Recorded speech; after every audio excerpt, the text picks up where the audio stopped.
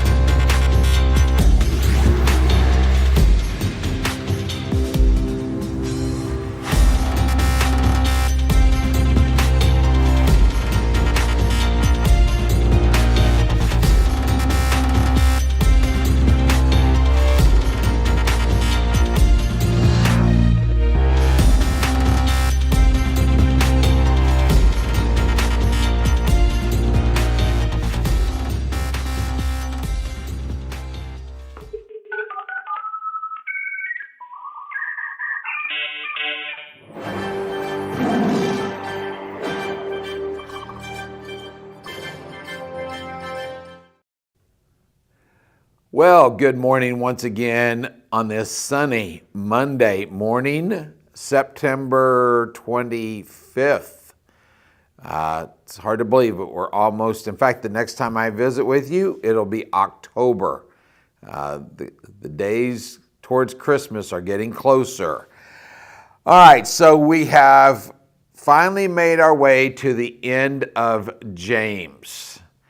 There's been a number of topics that we have addressed that have been in this letter. One of those was on patience, which I want to say how much I appreciate you and you practicing your patience as we've went through this, because maybe for some we've gone through it at a good pace in which I got to learn some things in a deeper way, and for others, wow, we could have got over this a long time ago.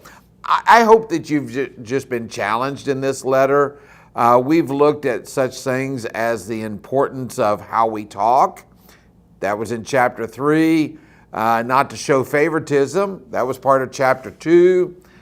Going all the way back to chapter 1, we talked about that the trials that we go through in life, and we need to know that God's doing that to test our faith. And we are to persevere through it all.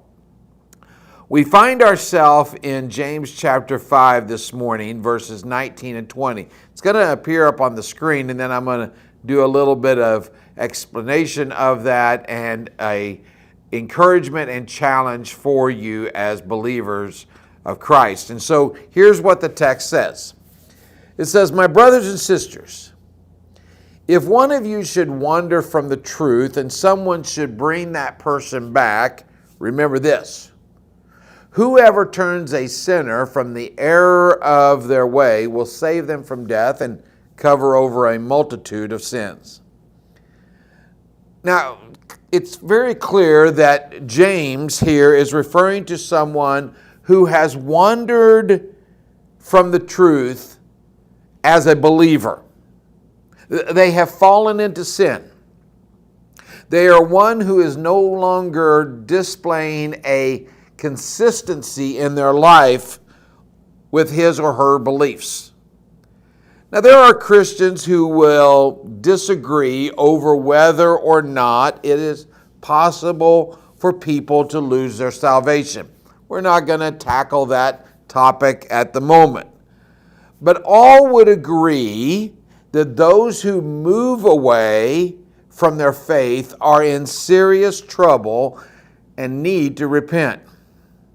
So what James is doing is he's urging of his Christian brothers and sisters to help those who are backsliding to come back then to God.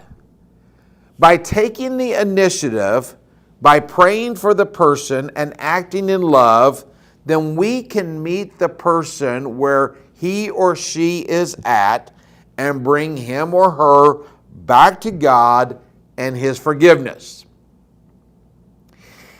In Africa, there is a place known as the Victoria Falls. It produces a cloud of mist that is often heavy enough to impair visibility.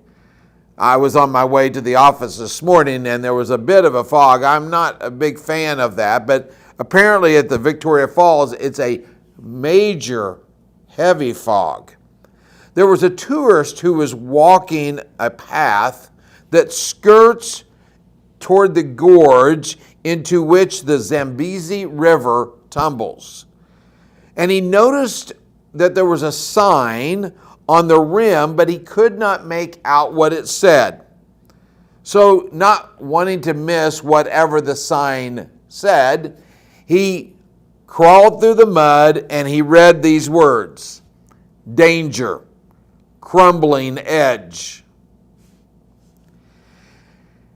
We as believers, when we start moving away from our faith, are in danger of the crumbling edge.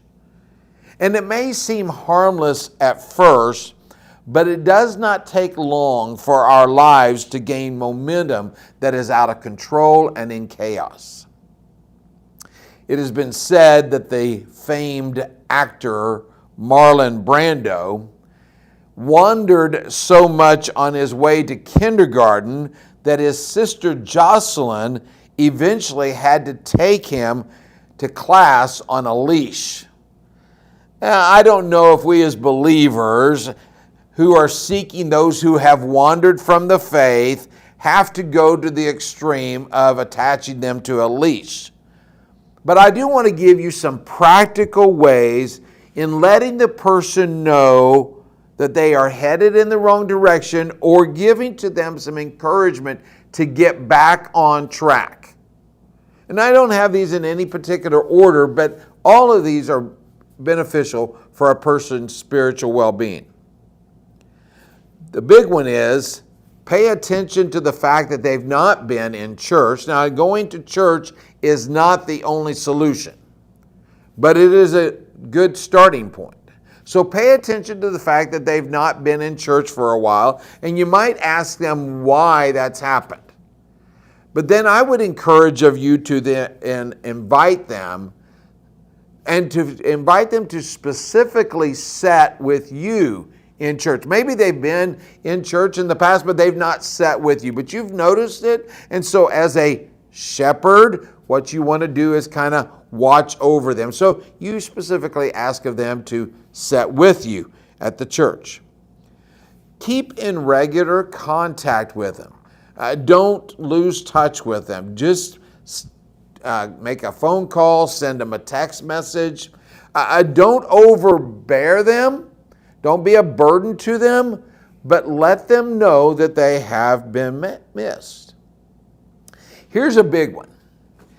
If you ask of them maybe why they didn't attend church one particular Sunday, and maybe you don't even like their answer, do not be critical of them. Do not give them a sour look or a stare that could, put them to death.